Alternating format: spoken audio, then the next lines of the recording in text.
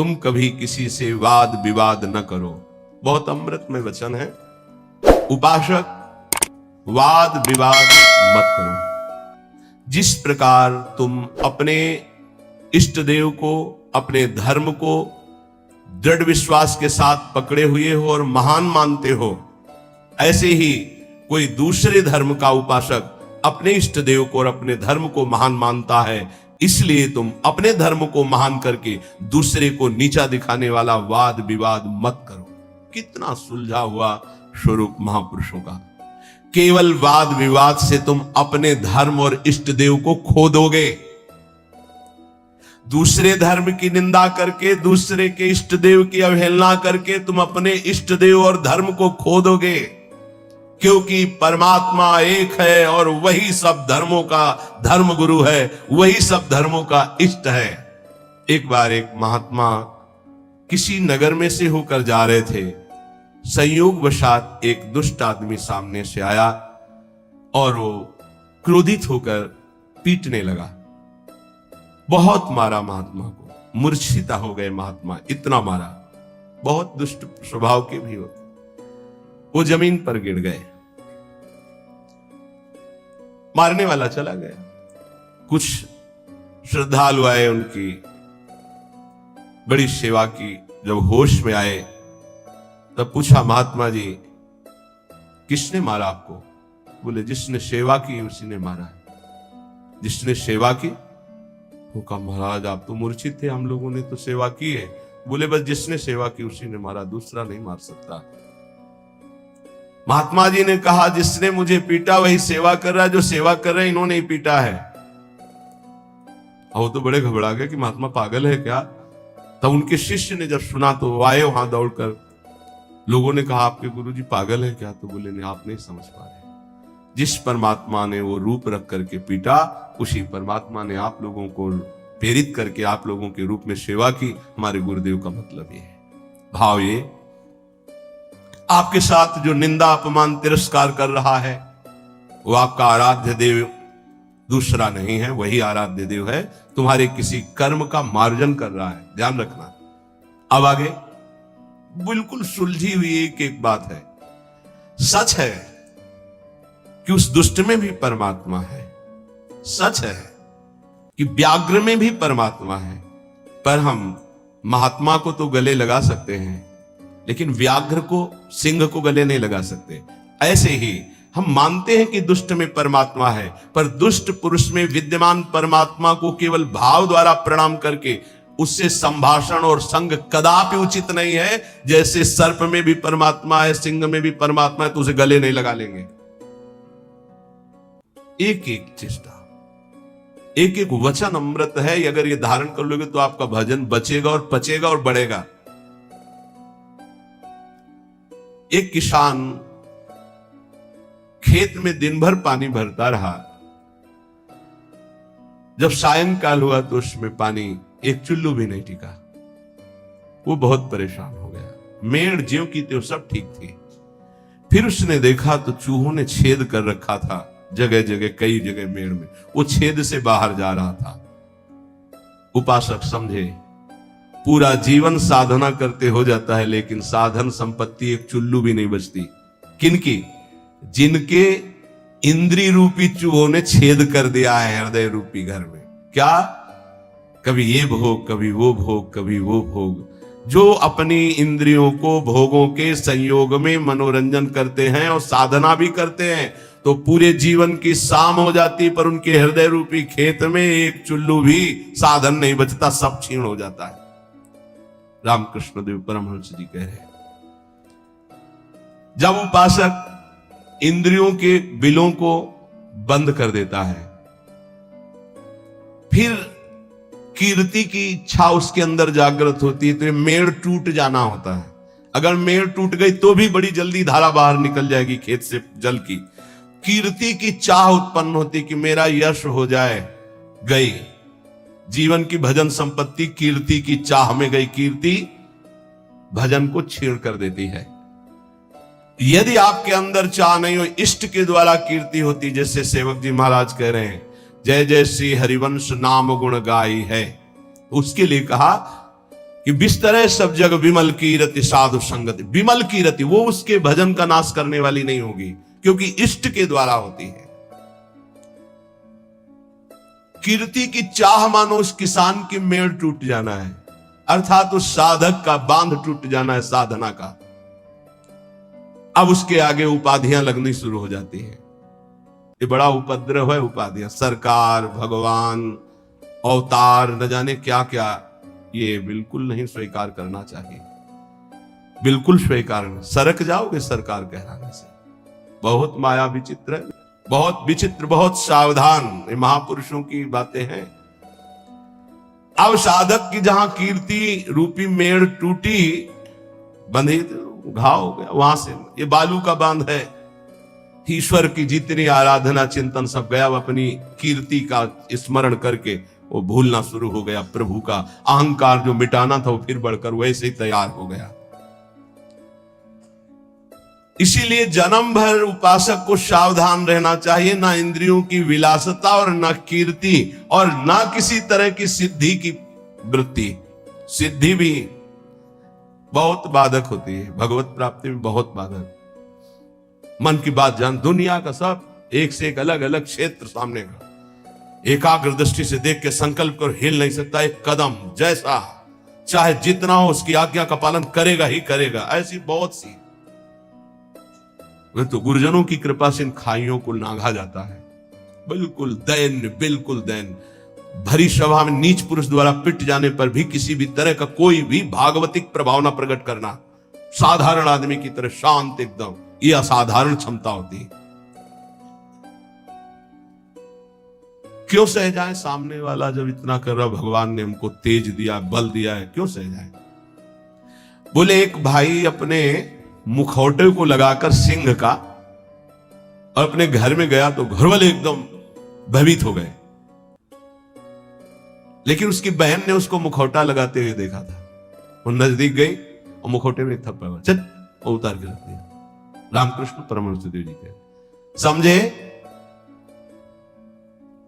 ये कोई निज जन, निज संबंधी देख पाएगा कि इन मुखौटों में और कोई नहीं, मेरा प्रिय है, प्रीतम है, दूसरा कोई नहीं। ये जो गाली दे रहा है, जो अपमान कर रहा है, जो पीट रहा है, वो मेरा प्रीतम है जिसकी मैंने आराधना की है। वो किस लिए पीट रहा है? जैसे कुम्हार अपनी मटकी को पीट के देखता है, ठीक है, खरी है, कहीं से फूटी नहीं है, मजबूत है, इतना वार सह सकती है, तैयार हो। भगवान ऐसा लीला करते हैं, पक्का अपनी मटकी को बजवाते हैं, बड़े जोर से बजाते हैं, जैसे कुंभकार बाजार में मटकी रखता है, सिक्के से बजाता है, हाथ से बजा दिखाता है, फिर कहता है इतने रुपए की है। ऐसे भगवान अपने भक्त को विश्व में दिखाते हैं, देखो कितना सहनशील है। मुखौटा कोई भी हो सकता है, ध्यान रखना, मुखौटा कोई भी हो सकता है, पहचानना आपको है। घर वाले भयभीत हो गए, लेकिन बहन भयभीत नहीं हुई, क्योंकि उसने देखा मेरा भाई मुखौटा लगा रहा सिंह का। ऐसे ही संबंधी जो भगवत संबंध, दास से सख्य, वात्सल्य, कांता, सहचरी, वो जान रहा है कि मेरा प्रीतम ये मुखौटा लगा के बदल के आया है और मुझे गाली दे रहा, मेरा अपमान कर रहा है। नहीं, मैं डरने वाला नहीं, मैं समझ गया मेरा प्रीतम है। कोई भी भय उसे स्पर्श नहीं कर सकता। एक दिन एक सरकारी आदमी पिस्तौल रखता था और बहुत विलंब से आया। पत्नी ने कहा, तुम इतना विलंब से क्यों आए? रोज तो इतने समय आ जाते थे, इंतजार करते हो इतना समय।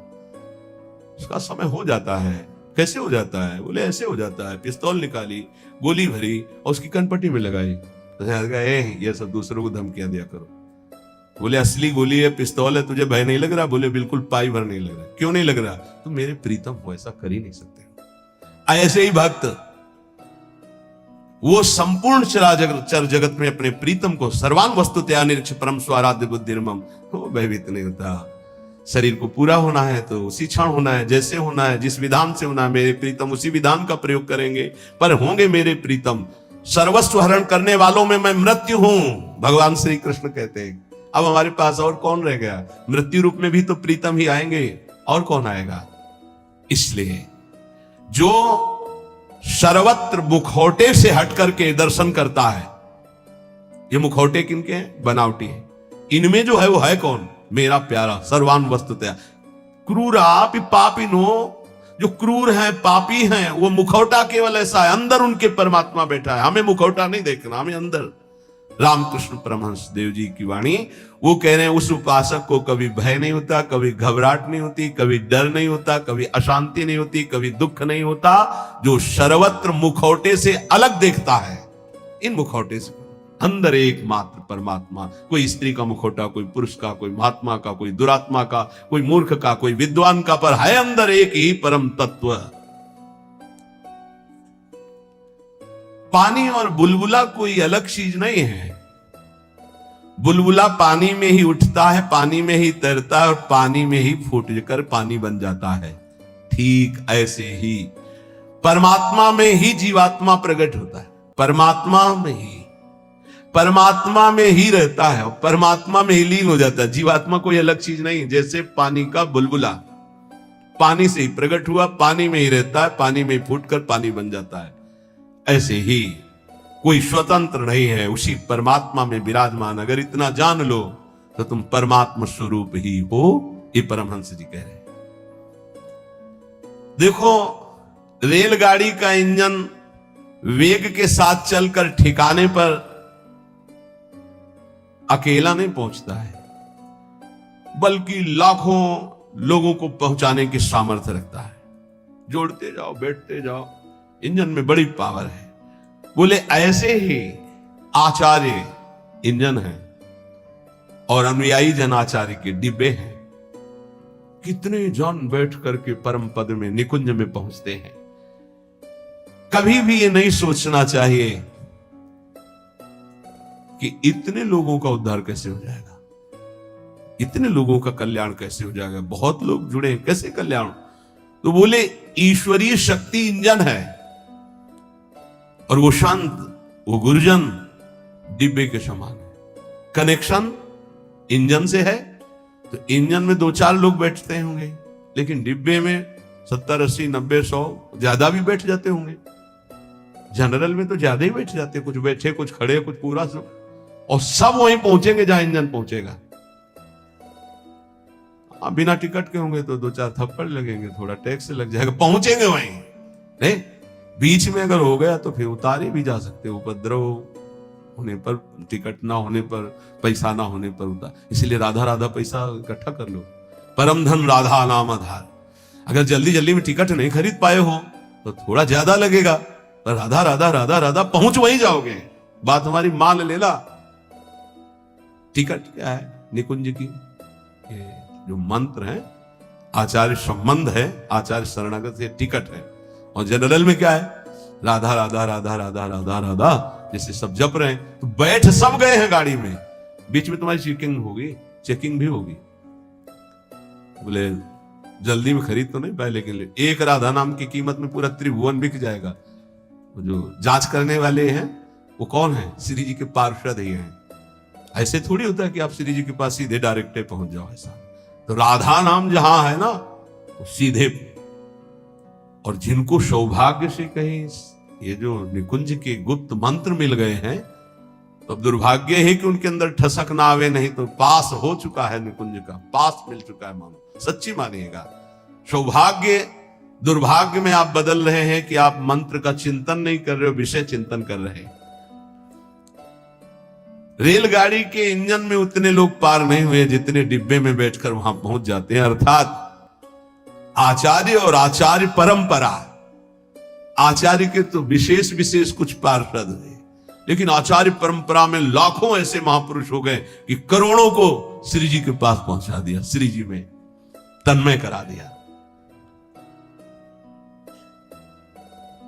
राजहंस कभी पानी, वो दूध पीकर पानी को छोड़ देता है, राजहंस।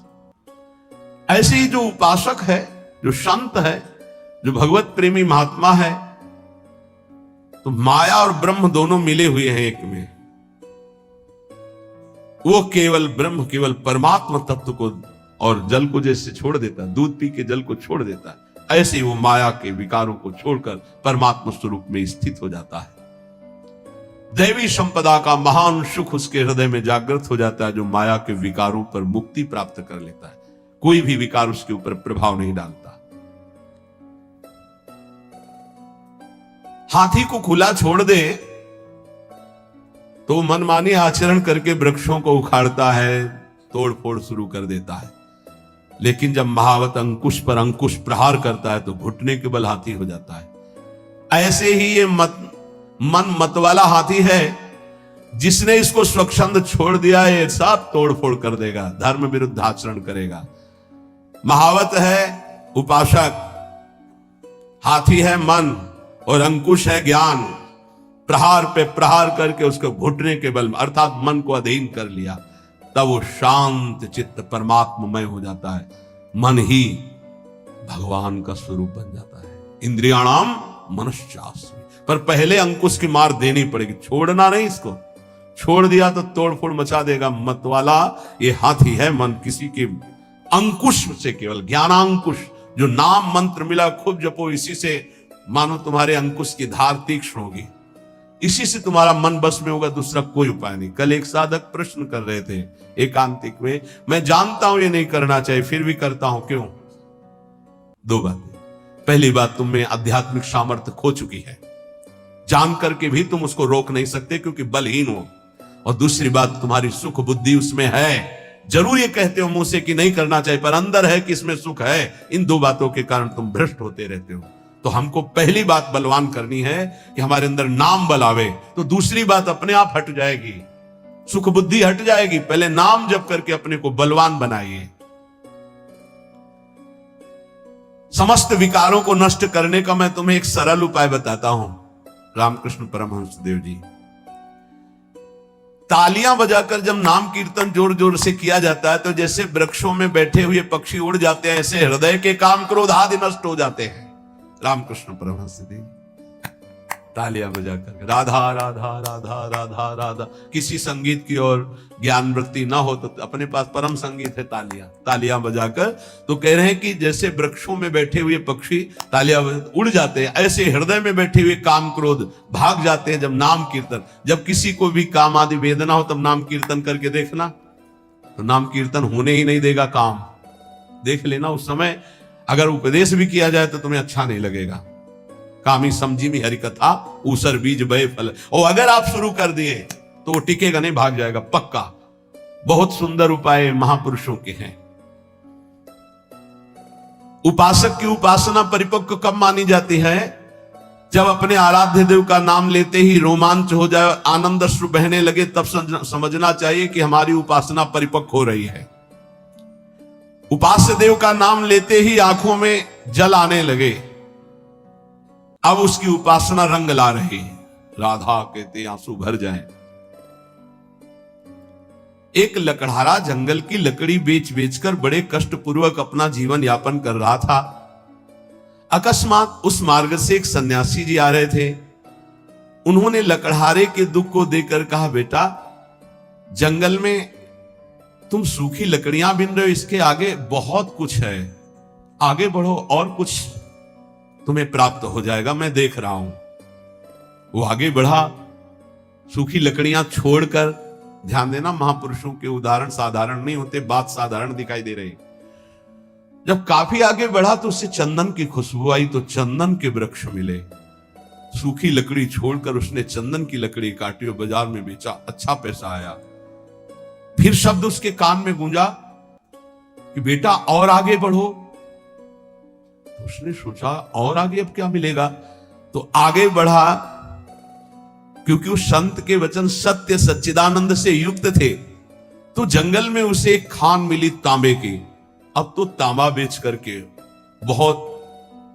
फिर आवाज सुनाई दी, और आगे बढ़ो, तो और आगे बढ़ा तो उसे चांदी की खान मिल गई, अब तो बहुत बड़ा धनी हो गया। फिर आवाज आई, और आगे बढ़ो, तो आगे बढ़ा तो स्वर्ण की खान मिल गई।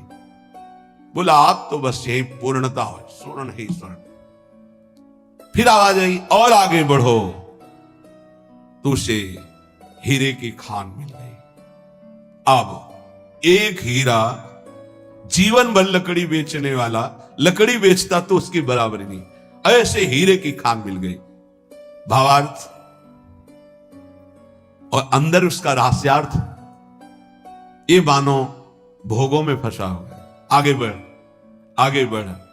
जैसे जैसे वह अध्यात्म की तरफ बढ़ता है, नाना प्रकार के दिव्य सुख, और आगे बढ़ सिद्धियों के सुख, और आगे बढ़ भावात्मक सुख, शांत सुख, दास्य सुख, वात्सल्य सुख, कांता सुख, सहचर्य, अपूर्ण महामाधुर्य रस में स्थित। हमें जब तक भूमा सुख न मिल जाए तब तक रुकना नहीं, आगे बढ़ते रहना है। अल्प सुखों का भोक्ता भूमा सुख का अधिकारी नहीं होता। यदि संत की बात मानकर लकड़ी बेचना काम बंद न करता तो आगे नहीं बढ़ पाता। आवाज आती रही आगे बढ़, तो फिर चंदन, फिर आगे बढ़ा तांबा, फिर आगे बढ़ा चांदी, फिर सोना, फिर हीरा, अर्थात एक से एक दिव्यताएं, आप ज्ञान की सुंदर भूमिकाएं, भक्ति की सुंदर दिव्य भूमिकाएं, इनको क्रॉस करते थे। अल्प सुख साधना का मिले उसी में तृप्त हो गया, वो महान सुख को नहीं प्राप्त कर सकता। श्री रामकृष्ण परमहंस जी कहते हैं, लकड़हारे की तरह छोटी सी साधना के सुख को पाकर तृप्ति का अनुभव मत करो। ज्ञान का समुद्र लहरा रहा है आध्यात्मिक क्षेत्र में, और उस ज्ञान के परम धनी बनकर स्वयं भगवत स्वरूप हो जाओगे। देखो, एक छोटे पौधे की रक्षा उसके चारों ओर घेरा बना करके की जाती है, नहीं तो बकरी चर जाएगी। और वही पौधा जब बड़ा हो जाता है, वृक्ष रूप हो जाता है, तो सैकड़ों बकरियों का पेट भर जाएगा, उसकी छाया में रहेंगे, उसका कुछ नहीं बिगड़ेगा। ऐसे ही जब भक्ति का छोटा अंकुर निकले तो कुसंग रूपी, बुरी संगति रूपी बकरी से बचना। बकरी का चरा हुआ छोटा पौधा किनगा बहुत ही मुश्किल देता है, क्योंकि डंठल भर रह जाता है, वैसे चुन लेती है। अर्थात यदि बुरी संगति हो जाए नए भगत को, तो पूरी भक्ति को ही वो नाश कर देगा, पूरा का पूरा नाश कर देगा। तो आप देख लो, आंखों के सामने दिखाई देता है। जब तुम्हारे हृदय में भक्ति, तो साधु संगति रूपी बाढ़ के अंतर्गत रहना। साधु संगत करे अनुदिन राती, अर्थात संतों के वचनों में केवल रहना, बस दूसरे की बातें मत सुनना, नहीं तो वो बकरी है, चर जाएगी, किनगा भी नहीं निकलेगा दोबारा भक्ति का। ऐसे कितने उदाहरण जीवन में देखे हैं कि बड़े भाव से चलना चाहते थे, लेकिन भारी कुसंग हो गया, नष्ट हो गए, भारी कुसंग। जब वही भक्ति वृक्ष रूप हो जाएगी तो हजारों लोग नीचे आनंदित होकर विश्राम करेंगे, कुछ फर्क नहीं पड़ता, फिर निंदकों का कोई प्रभाव नहीं पड़ता। पर पहले भक्ति को वृक्ष रूप बढ़ने दो। ये कुवासना में लिप्त भोगी पुरुष, संसारी पुरुषों का संग जहर है। अगर इनका संग हुआ तो भक्ति का पौधा नष्ट हो जाएगा, ध्यान रखना। ये दुर्जन भेजे जाएंगे तुम्हारे पास, दुर्जन जो भक्ति को नष्ट करने वाले हैं, पर तुम इनका संग मत करना, तो तुम्हारी भक्ति वृक्ष रूप हो जाएगी। बहुत जोर से प्रभाव पड़ता है दुर्जनों का। भगवान का भरोसा और विघ्न अपने आप नष्ट हो जाते हैं, पर बड़े भयानक प्रलोभन, बड़े भयावह दृश्य संसार के ऐसे उपस्थित होते। तो कह रहे कि ये तुम्हारे पास भेजे जाएंगे, भगवान से प्रेरित होकर भेजे जाएंगे, वो भेजेंगे। अब क्या भूमिका है, अब क्या भूमिका है? देखो, पत्थर चाहे सैकड़ों वर्ष पानी में पड़ा रहे, पर उसमें अग्नि उत्पादक शक्ति नष्ट नहीं होती। घर्षण करोगे पत्थर को तो अग्नि प्रकट कर देगा। ऐसे ही भक्त जब अपने हृदय में भगवत चिंतन की रगड़ करता है, तो अनंत जन्मों से हम विषय रूपी पानी में पड़े रहे, लेकिन हमारे अंदर दिव्य शक्ति है, हम उसे जागृत कर सकते हैं। रामकृष्ण परमहंस जी कह रहे हैं, तुम जितना नाम स्मरण करोगे तो तुम्हारे हृदय में घर्षण शक्ति से एक आध्यात्मिक बल प्रकट होगा। जैसे कई बार सत्संग में का अगर ध्यान दिया हो, दो लकड़ियों के घर्षण से जैसे अग्नि प्रकट हो जाती है, ऐसे ही जवान और नाम के घर्षण से आध्यात्मिक शक्ति प्रकट होती है। राधा राधा राधा राधा राधा। जैसे सैकड़ों वर्ष पत्थर जल में पड़ा रहे, तो इसका मतलब नहीं कि उसके घर्षण से चिंगारी नहीं होगी। ऐसे ही सैकड़ों जन्मों से मैं विषयों में पड़ा रहा हूं, इसका मतलब ये नहीं कि मेरे अंदर आध्यात्मिक शक्ति उत्पन्न करने की सामर्थ्य नहीं रह गई। मैं भगवान का अंश हूं। आज जागूंगा तो आज मैं परमात्मा प्राप्त हो जाऊंगा। आज हम में वो सामर्थ्य है, हम अपनी सामर्थ्य को जागृत करें। कैसे?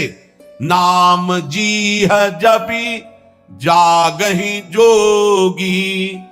नाम जप करके हम जगते हैं, हम अपनी शक्ति को जागृत करते। नाम ईश्वर का नाम जितना तुम जपोगे उतना ही हृदय प्रफुल्लित होकर महान पावर से युक्त हो जाएगा। बड़े बड़े महापुरुषों के वचनों को पकड़ लो। एक मनुष्य कुआं खोदना शुरू करता है, बस एक हाथ पानी रह जाता है और रोक देता, थक गया। ये 25 हाथ खोद चुका फिर भी पानी नहीं निकला, अब तो लगता है नहीं निकलेगा और एक हाथ में पानी है। ऐसे ही साधक कभी कभी धोखा खा जाता है, बस भगवत प्राप्ति होने वाली है, उसको लगता है पूरा जीवन हो गया, अभी तक कोई अनुभव नहीं हुआ। अरे थोड़ा एक हाथ और खोद, स्रोत निकलने वाला है। रामकृष्ण परमहंस जी कह रहे, पर वो नादान एक हाथ में पानी निकलने वाला था, छोड़ दिया, दूसरी जगह कुआं खोदा, फिर छोड़ दिया, फिर तीसरी जगह कुआं खोदा, पूरा जीवन कुआं खोदने में लगा दिया, पानी नहीं पी पाया। समझ पाए? ऐसे उपासक है ये संप्रदाय, वो मार्ग, लेकिन पानी नहीं पी पाया चुल्लू भर। अगर एक ही ढंग से खोदता तो बस एक हाथ बाद स्रोत खुलने वाला था। एक गुरु, एक ग्रंथ, एक पंथ, एक मंत्र, एक संत, एक कंत, सांगो पांग उपासना पकड़ लो, निकल जाए। हमने देखा कि जो इधर उधर भटकने वाले वो जीवन भर भटकते रहते हैं, क्योंकि तलवार की धार पर चलने के लिए जो हिम्मत चाहिए वो गुरु बदलने से नहीं आती, वो चलने से आती है। ये जो बदलुआ लोग होते हैं ना, बदलते ही रहते हैं। व्यभिचारी की वृत्ति पातिव्रत धर्म से कभी एक नहीं होती, ध्यान रखना। होटलों को खाने वाला कभी एक रसोई में भरपेट जीवन भर नहीं खा सकता, उसको चाट लग गई है। ऐसे ही जो व्यभिचार प्रवृत्ति भक्ति में है, आज यहां कल वहां, परमहंस जी कह रहे 25 हाथ कुआं खोदा, छोड़ दिया कि यहां पानी नहीं हो, एक हाथ बाद पानी निकलने वाला था, फिर दूसरी जगह खोदा, फिर छोड़ दिया, फिर तीसरी जगह खोदा, जीवन हो गया, कुआं खोदते पानी नहीं मिला। अगर एक में ही उतनी मेहनत और कर देता तो करना ही नहीं पड़ती, एक हाथ बाद स्रोत था। जिस नाम, जिस मंत्र, जिस गुरुदेव का आश्रय लो, प्रेम भाव वाली परिवर्तन की बात अलग है कि हम प्रेम मार्ग में आगे बढ़ते चले जा रहे हैं, दास से शांत सख्य वात्सल्य, वो बात अलग है। लेकिन ऐसे भाव रखकर कि इससे तो काम नहीं बना, अगला खोदते हैं कुआं, फिर वहां भी काम नहीं बनेगा, ऐसे भटकते रहोगे। बहुत महापुरुषों के वचनों को बहुत समझना चाहिए।